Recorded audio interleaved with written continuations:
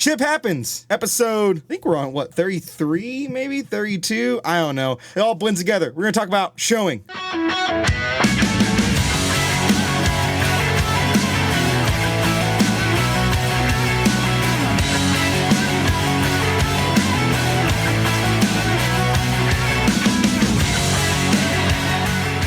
All right, I'm joined here with a special guest, Noah Castillo. Noah, say hi, everyone. What's up, y'all? Hopefully we get it going. There we go. So we're going to talk about showing, and in particular, a well sought out episode, or well anticipated episode, I should say, about pig royalty. I did not know that was a thing. Have you seen Pig Royalty, Noah? Yeah, it's a crazy show, guys. You guys gotta watch it if you guys haven't. Is it on Discovery Channel or just Discovery Plus? I'm pretty sure it's been on Discovery a few times, but all the episodes are on Discovery Plus. It really makes me cringe. It makes me cringe so much. I actually, I hate that, nugget.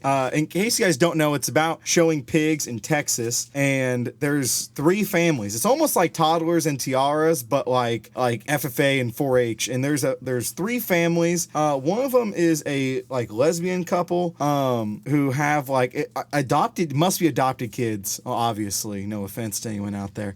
Adopted kids, and there is another family who it's her nephew. His name is Nugget. He's kind of like a pudgy kid. Nugget is kind of, I don't even know, how old is he? Do you know how old he is? I think he's like 8 or 9, but yeah, they just push him way too hard, in my opinion. Have to be 8 or 9. Then there's that other family, the Rains, and they have a show team. I didn't know, so understand my background, and I'll let Noah explain his background in a minute. My background, zero showmanship experience at all. Never showed in high school, never showed in college, never done anything like that. And before we go on, the act of showing livestock, in case you don't know, is we want to show off our stock, our livestock, and show the best qualities, whether it be, sometimes there's breeding shows, but most times they're market shows. So you're showing your animal, and you're showing off the best qualities that would make it taste good, essentially, and you're trying to show it off to a judge. Noah, you've shown for a long time. This is one I don't know. How long have you been showing? I've been showing for around 5 years. I started in the 7th grade. It was just a little backyard thing that we planned, and then now it escalated into a breeding project show career. Well, a little backyard thing, like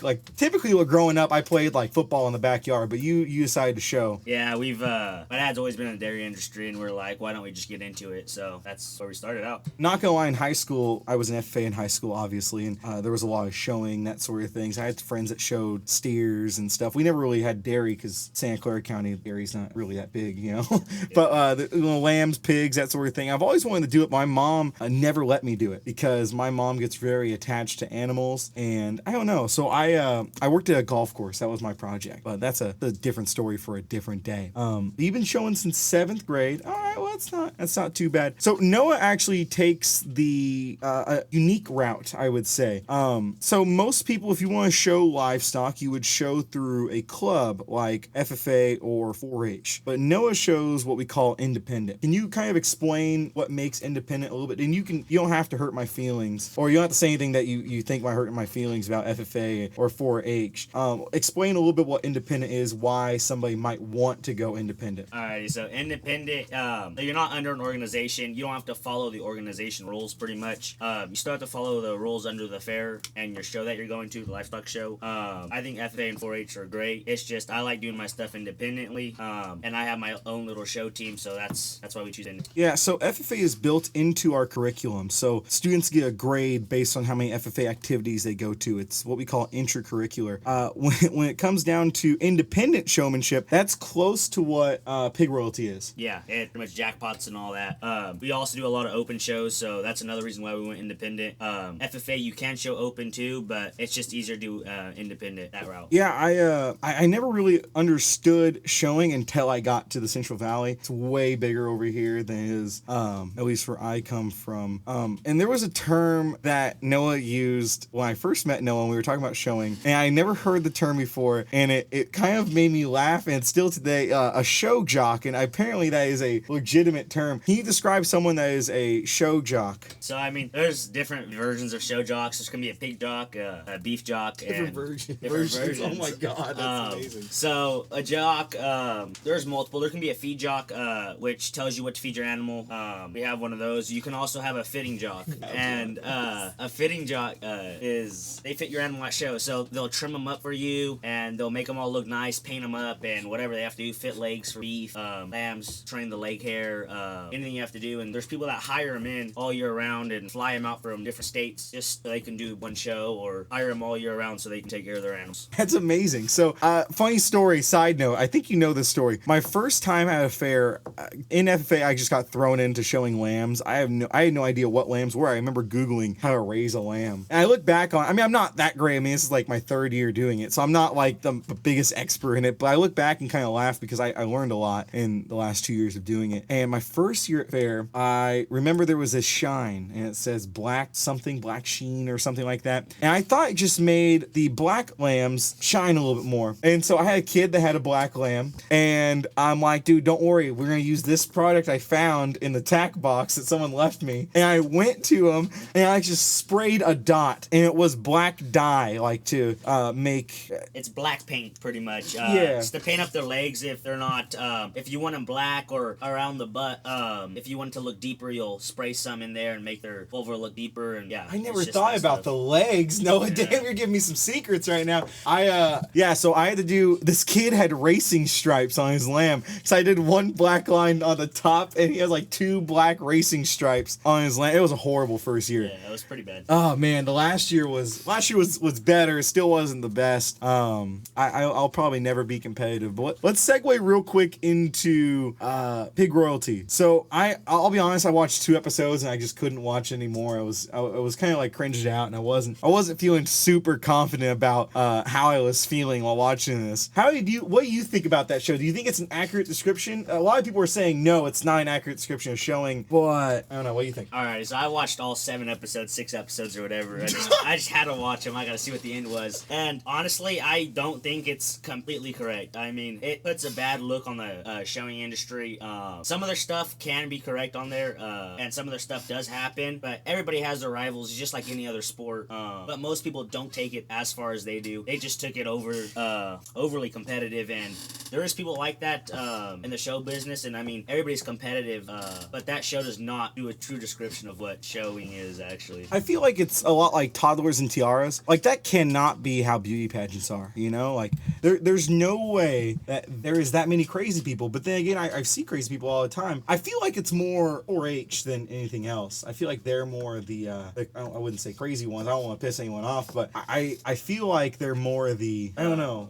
Like the more the instigators, I'm assuming that he's trying to say it's, I don't know. It's because they want their kids to do good. The kids were small, and their kids listen to whatever their parents say. And I mean, that's how I was raised. Always respect your elders. So I mean, it's whatever parents say. I think in the first episode, what really struck a nerve is the Rainers. What is it? Rains. I don't know. They the one girl, the mom, she said that she never raised livestock. She always wanted to, but never could. And now they own like a breeding business and stuff. I feel like a lot of those parents, at least on the show, are really living their dream through their kids, I should say, because that Nuggets aunt has 3 daughters, and they're all showed. Yeah, I'm pretty sure that's. I'm just gonna piggyback off of that. They're just living out their dream, and she was saying that she was too poor when she was younger to show, and her mom didn't have no money, so now she's doing it. In my opinion, it might be unpopular, but the Ryan's team is my favorite team out of those 3. Yeah, I like them the best. I think they're a little bit more genuine. The fact that I remember the first episode they were showing, and I guess Nugget didn't do well, and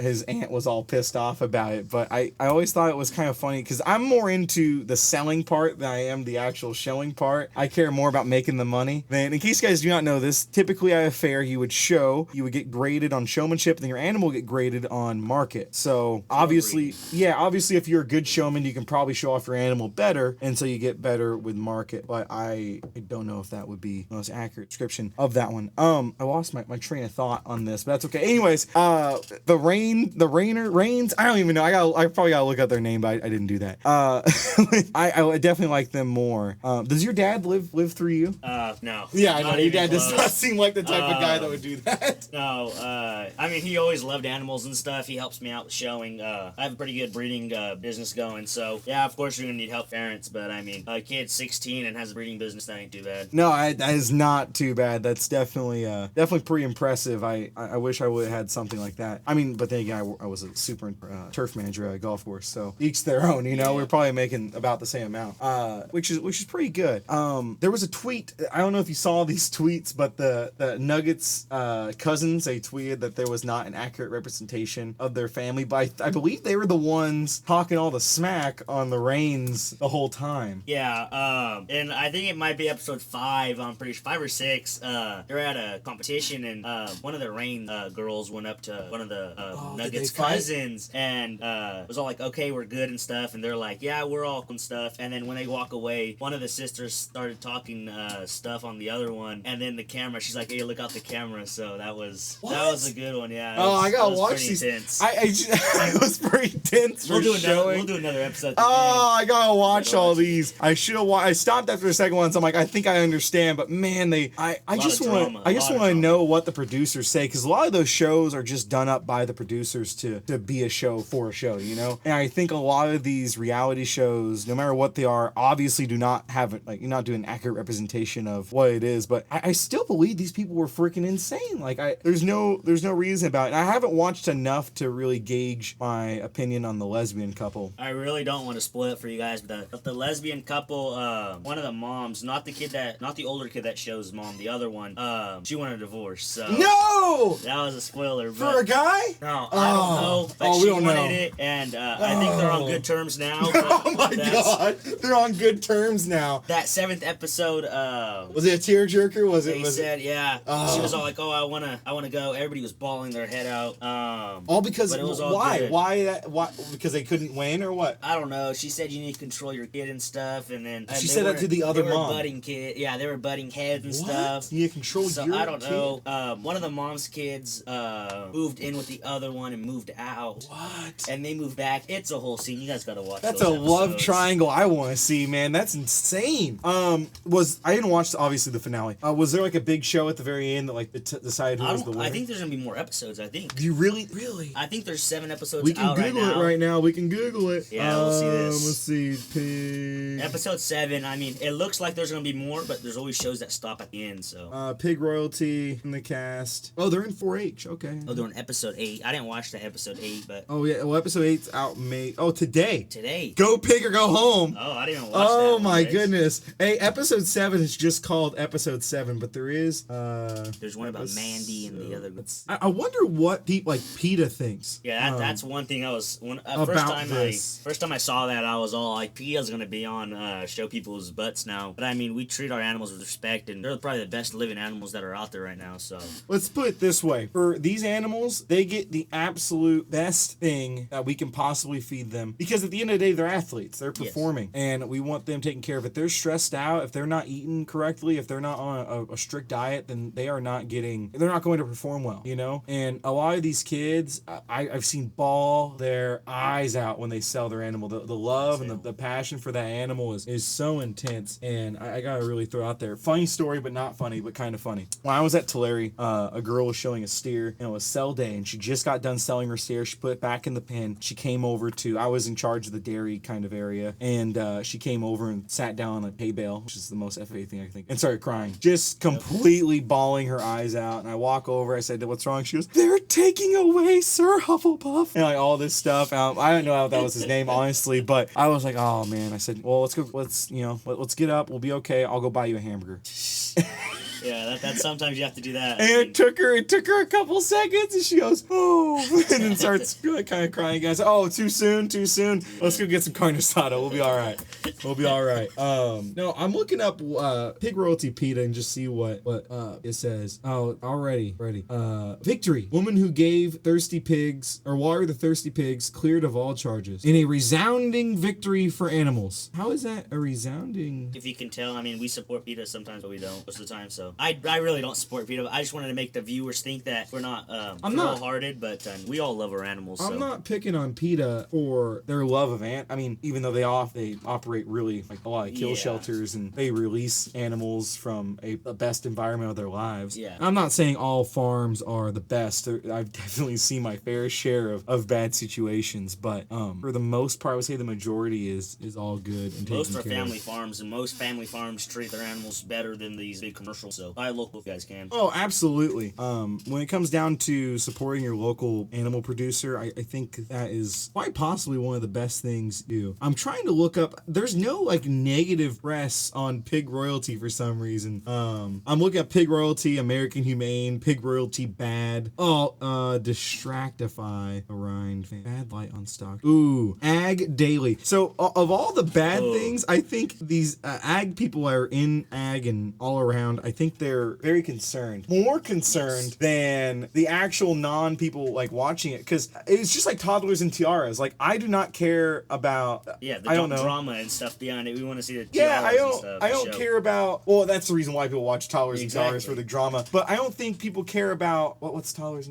Beauty pageants. Beauty pageants. I don't think people care about beauty pageants. Like I don't think people really care about stock shows. I think they care about the drama in these stock shows. Like the spectacle is what they put their kids through. Yeah. Same with toddlers and tiaras. Do you Yeah. think there's a connection between the two, or? Yeah, I mean, I can cross-reference them so bad. But just like parents pushing their kids to do stuff that the kids might not want to do, but want to do at the same time. Pushing your kid too hard sometimes can be bad, but I mean, we all get pushed here and there. Yeah, thoughts on Do you remember the opening sequence of Pig Royalty where she's talking about pig manure? Oh yeah, it And- smells like cash or whatever. Yeah, it sounds like cash. And it's like, dude, you're a weird person. That's how I knew the show was just gonna go completely wild. Yeah, it wasn't. I mean, it's a good entertaining show. I mean, it doesn't show what agriculture is really about, though I should say. Correct. And I think the process of how the animal got there is probably the most important process, and that's what we miss on. They kind of touch a little bit on it with the Yeah. Ryans and how they raise, and even Nugget's family about how you see he got really secretive on his feed. Like he goes, it's out there for everyone, but then he makes everyone. Yeah. It's so weird. I mean, I like him more than Michelle, which is Yes. his wife, but I like his uncle so much. He's a funny guy and he's down to earth. Seems like he'll fit in a good show team pretty good. And he seems like he knows what he's doing. He seems more like he knows what he's doing than his wife, but his wife wants to take over and act like she's the biggest person there. she definitely is. Oh. I think when that's horrible. I'm sorry. I think I had to cut that one out. Yeah. I think Yeah. when it comes down to showmanship, I'm trying to read. Like no one really has any. Like I mean, they have bad things to say, but I'm actually kind of shocked. Like there's no answer on like from PETA. There's no answer. I don't know if PETA has gotten a hold of it yet. They are a little slow, so it does take them quite a bit to to like get over. But I don't know. Ooh, right here maybe. Oh no, it's definitely. Oh man. Over Don't you love how PETA 95% gets- of pigs in the world live on commercial farms. Don't you love how they get the worst pictures and the worst Well, this one doesn't even look that bad. It's just a little pig sleeping. Like, it doesn't even... Okay, yeah, he's grabbing the piglets. yeah, clip. And your tails is cut off without anesthesia. You grow, but your cage doesn't. Live imprisoned in swamped and filthy conditions. Why are you giving these guys views? I'm kind of blown away by what they think about once you reach market weight at about 6 6 months. What? Forced to crowded trailers. And you're brought to your death. That's what it is.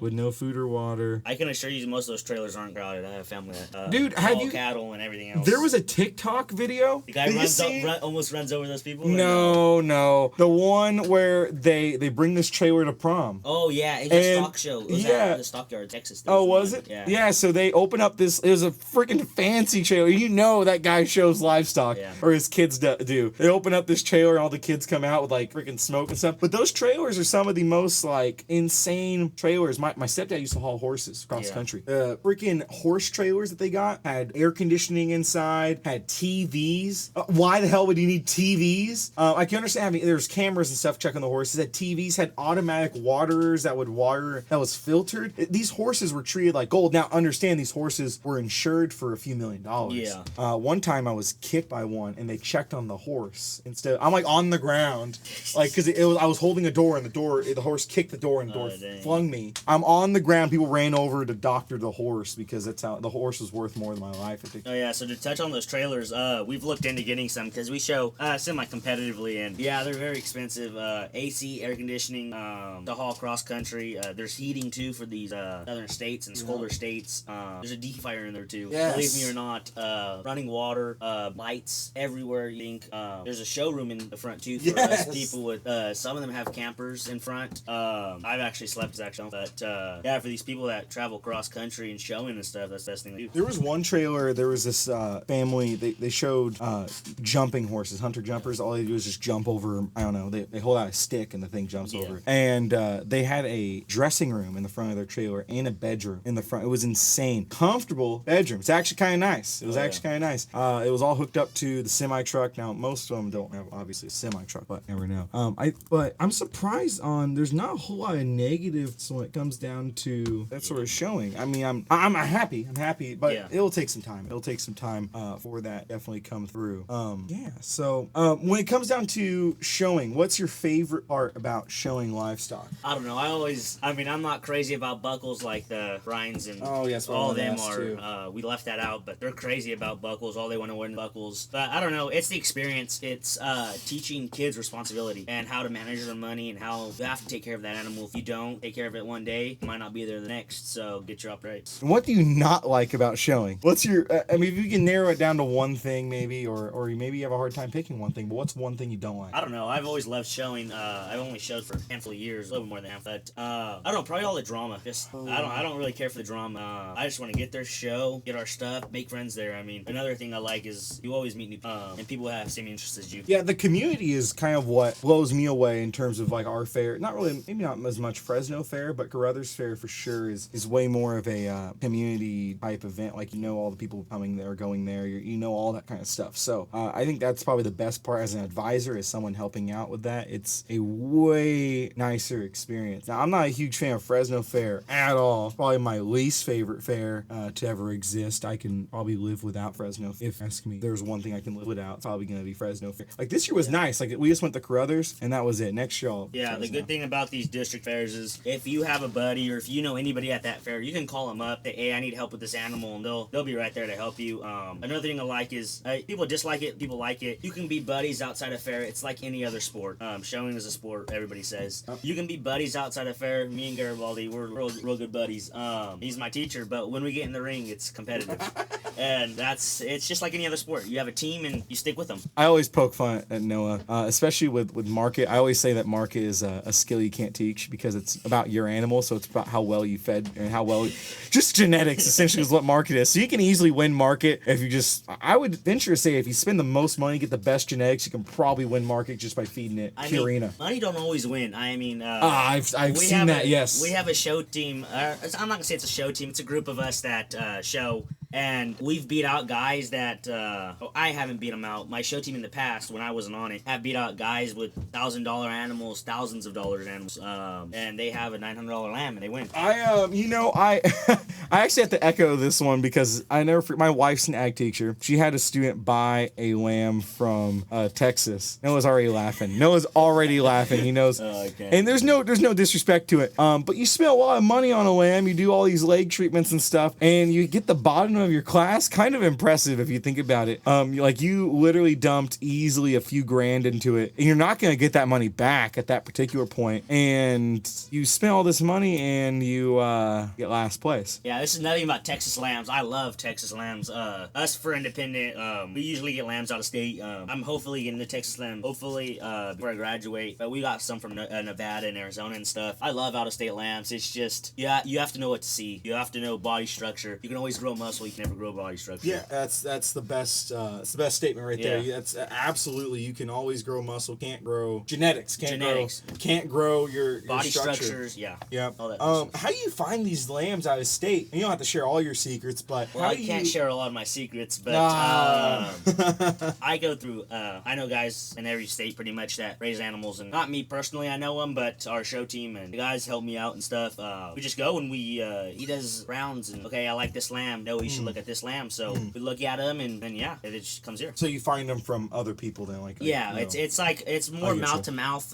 We go through the feed representative, but we go through him and he helps us out. He's a nice guy, so can't complain. If someone wants to get into showing, what is your biggest recommendation for them? Like what's something they should do first? I would say I'm independent, but go to your local 4-H or local FFA. They can get you the connections. I went to 4-H. I showed 4-H my first year, and then I went independent. But 4-H connects connected me to these people that I'm working with now. So I would say either go to your if you're in high school, go to your FA. If you're in elementary, go to 4-H. And if you graduate high school, sorry, I mean you can still do jackpots and open shows, and that's a little harder to get into. But they're trying to start collegiate showmanship. Well, it kind of got derailed because of COVID, but I know they were really trying hard for these fairs to do collegiate showmanship. And work on your showmanship. If anything, work on your showmanship. Your animal, you can always learn how to show, but showmanship, you need to know how to show an animal. And you don't have to be the best showman. You just have to do decent and show the judge that you really wanting it. Do you think YouTube videos and stuff help with that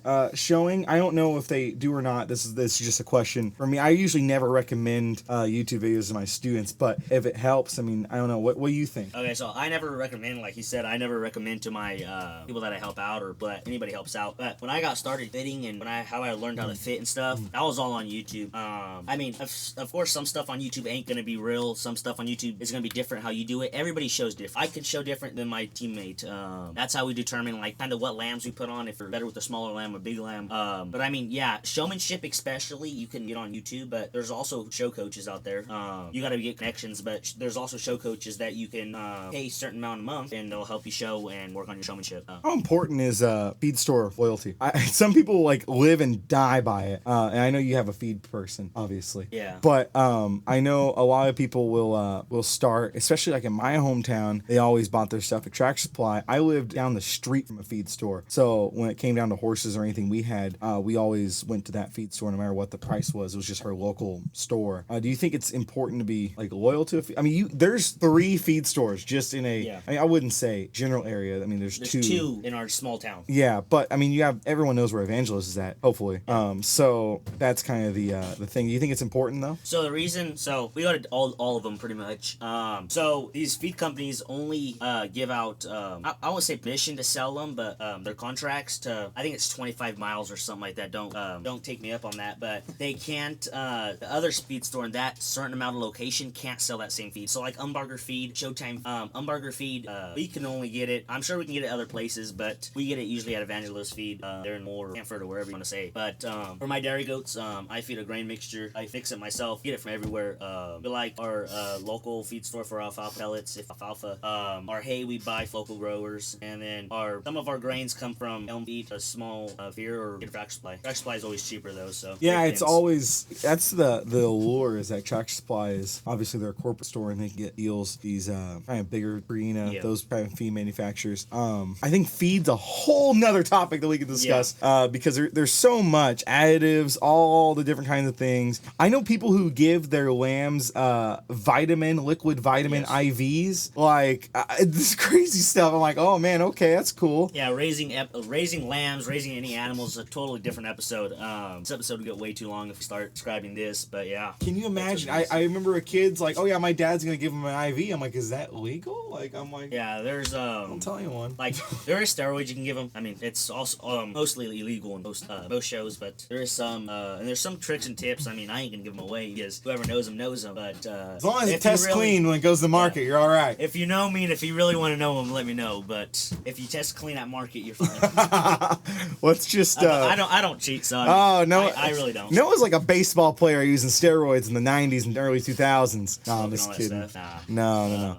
I think this student wasn't. I don't think wasn't doing that. He was just doing vitamins. So he said. I mean, I never checked. I was new. I didn't know. I'm like, oh, okay, that's cool, man. Yeah, they do have liquid vitamins that come in IVs to boost their stuff, to boost their body. They also have like cold treatments. They have some stuff that you can do. It's not even funny. Have you seen the people like put like a water hose down like their animal's throat to like gain weight quick? Like Jesus. You can do that.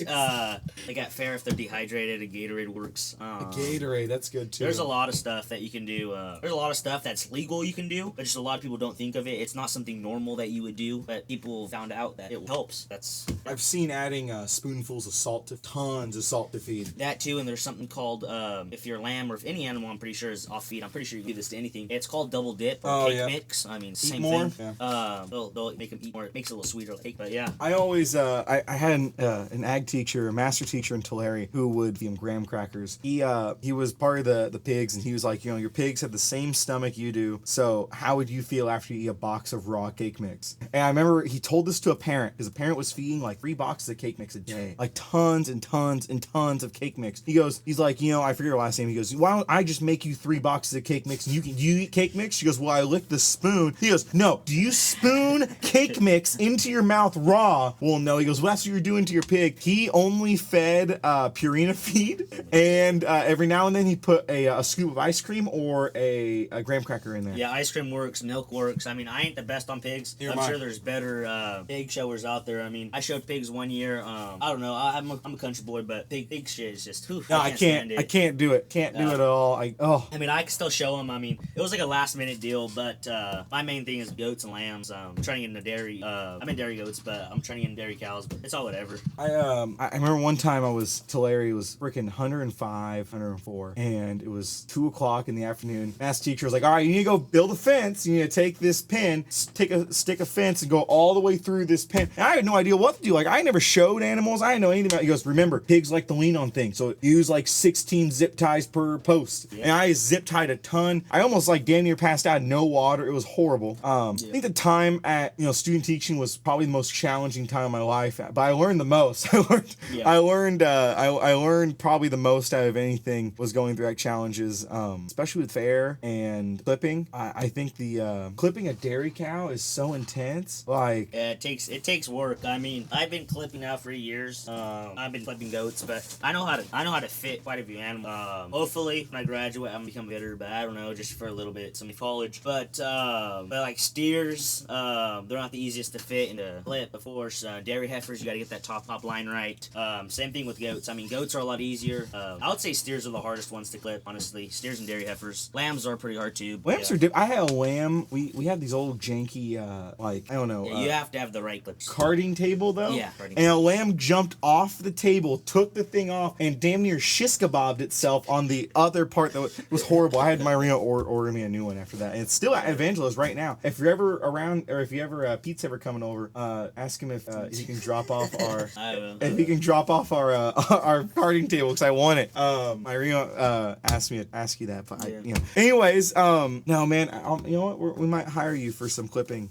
Maybe if you one want. day. Yeah, one day I'll have some students. You can clip yourself, or we got this cool student. You can hire him if you want. If you don't want to clip, he'll clip for you. You need a clip. Yep. How many times do you clip your lambs? So my lambs, we usually do a shearing when we get them. We get them around like 3-4 months, I'm pretty sure. So we'll clip them, and just to see what they're doing. Sometimes we'll leave them on. Most of the time we'll actually leave them on, and then we'll do a peel off. I don't know, like June, July. Our fair's in October, beginning of October. Yeah, beginning of October. So just to see what they look like under, and that's how we adjust our feed and stuff. Because with that wool, you really can't see what they look like. You really don't get the true weight, and you don't see the muscle how it's supposed to. So we'll do that, and then at fair, we'll do it like 2 weeks I think before. We'll rough shear us kids to know what we're doing, and then we'll go back with help of somebody. But we'll do it too. That final shear, that surgical shear, right? Yeah, I'm a little embarrassed to say, but last year I didn't clip until right before fair. Yeah, I remember that. That was horrible. I was sitting at fair, and your body comes up to me, "Hey, dude, you want to come over here and help us clip?" It was pretty bad. It was the day of the show.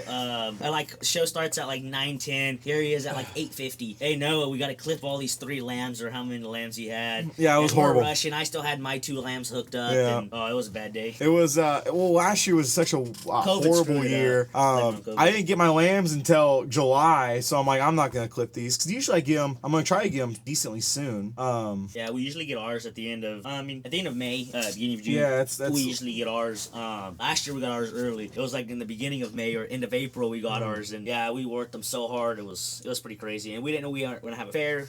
They were going back and forth. Fresno Fair, Carruthers Fair was doing the same thing, but we ended up having a fair. It was for the kids, so yeah, amen. I think fitting is that's another strong. Me and Noah were bouncing around if we should have a fair podcast. I don't know. We're still raking over. We're hoping that we get back to normal so we can do all these cool ideas. But I think that's the only thing holding us back. But anyways, that's about time. It's about time. 45 minutes. Oh, I'm at 41 minutes actually. But after I cut this down and I take off all the quiet parts, which I don't think there's going to be very many. Yeah, there wasn't many. It'll get down to like 40 minutes. But it's a good double dip podcast on that one. Hey, I appreciate every single one of you listening. It is episode 33. I see the 32 right here on my computer screen. So it is episode 33. We'll catch you next week with another exciting episodes. See you guys later. Say bye, Noah. Peace, guys.